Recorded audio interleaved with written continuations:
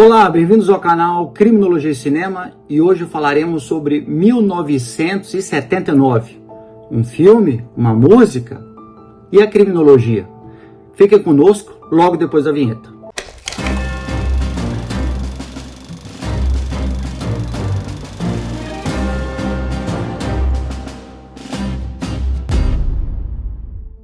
O propósito do vídeo de hoje surgiu após um vídeo do Instagram da banda Smashing Pumpkins e a música 1979.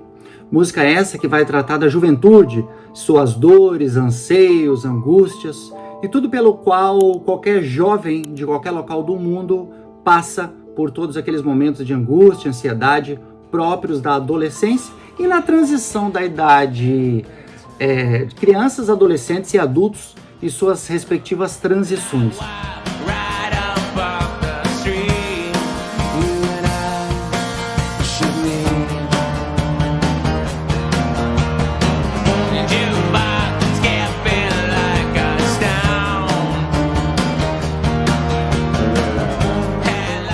Aliás, essa banda Smashing Pumpkins teve um episódio dos mais curiosos, no auge da fama, quando passaram pelo Brasil, no programa do apresentador Serginho Groisman.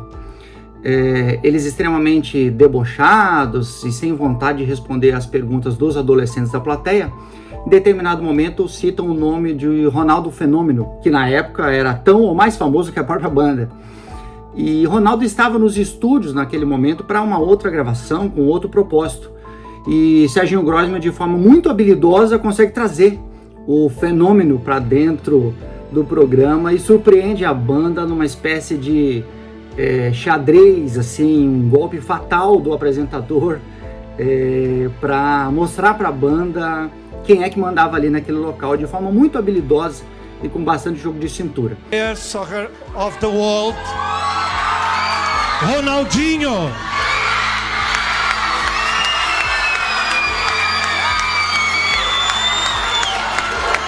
Boa tarde.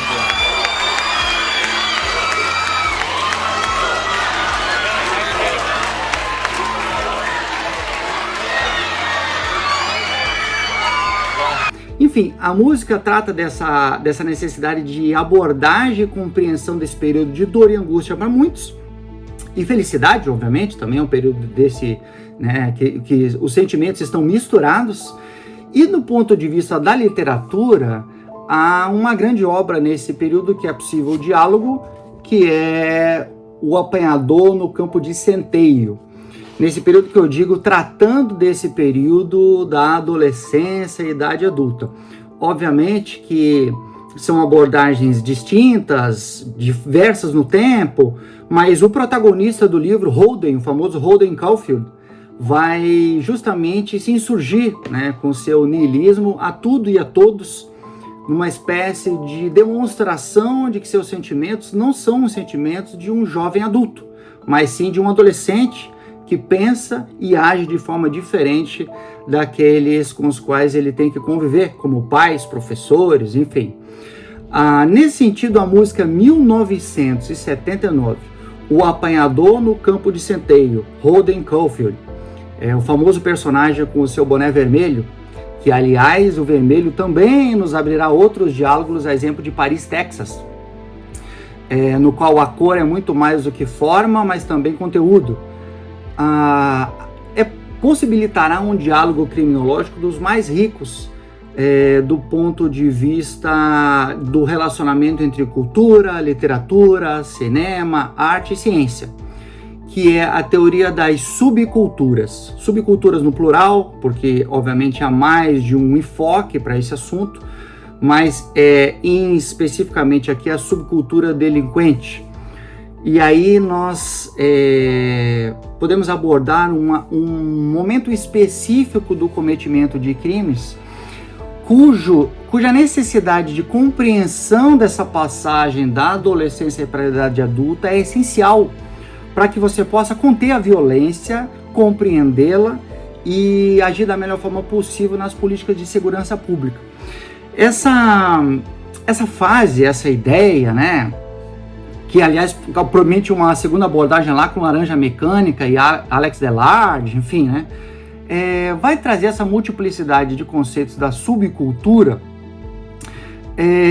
como aquela tribo subcultural, ou seja, que convive com uma cultura oficial e vai ter a sua diferente perspectiva de atuação. Esse tipo de criminalidade é não utilitário, ele não tem um fim, ele não quer ficar rico. Adolescentes, quando quebram vidros na madrugada ou quando picham murais, o propósito dele é um propósito não utilitário. O que interessa ali é a autonomia do grupo e não o meu conceito individual, a autonomia da tribo a qual eu pertenço. O negativismo, vale dizer, contrariar a estrutura e os valores vigentes, e as satisfações de curto prazo é o que interessa para esses grupos em subculturas delinquentes. Por exemplo, as atitudes de gangues aqui são bem relevantes. Os hooligans pode ser também um outro exemplo dos mais curiosos nesse aspecto. E aí é importante que a gente compreenda, trazendo aí 1979, Holden Caulfield e todas essas questões que a literatura e a música já abordaram, que esse tipo de fenômeno tem que ter um combate específico do ponto de vista político-criminal, porque os propósitos são diferentes. Se os propósitos não são os mesmos, por óbvio que as estratégias técnicas, políticas, policiais, de justiça também não podem ser as mesmas. E aqui, atualizando esse assunto para análise econômica do crime, colocando a pauta no século XXI, talvez a taxa de desconto seja um bom diálogo a se fazer. Vale dizer, as minhas ações, quando comparadas às consequências futuras e o caminho que eu decidi tomar após fazer esse cálculo. A taxa de desconto seria. Então, um adolescente com 16 anos, ele certamente pensa no hoje, ou pensa no que ele vai jantar. Um pai de família com imposto, pensão, enfim, plano de saúde, ele vai ter uma série de outras consequências a pensar no médio e longo prazo, por exemplo, se ele vier a ser preso.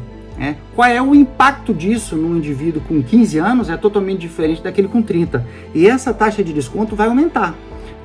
Então, essa diferença de taxa de desconto, que é basicamente um conceito de economia, vai tornar, por exemplo, a ideia de que a probabilidade de detenção é mais importante do que propriamente a severidade da punição nesses casos. Nos casos de adolescentes, sejam crimes ou atos infracionais praticados por aqueles menores de 18 anos. Vale dizer, essa equação não muito simples de probabilidade de detenção e severidade da punição vai variar conforme a faixa etária. Isso é plenamente justificável e há em algumas referências acadêmicas nesse sentido que eu vou deixar no vídeo. Em resumo, para compreender o fenômeno da violência, é importante que nós tenhamos uma compreensão global de quem acomete, quando acomete, em que contexto acomete. Só assim as políticas de segurança pública vão ser melhor delimitadas e ser mais eficientes com menos custos. Os recursos são finitos. 1979, Smashing Pumpkins, forte abraço e até o próximo vídeo.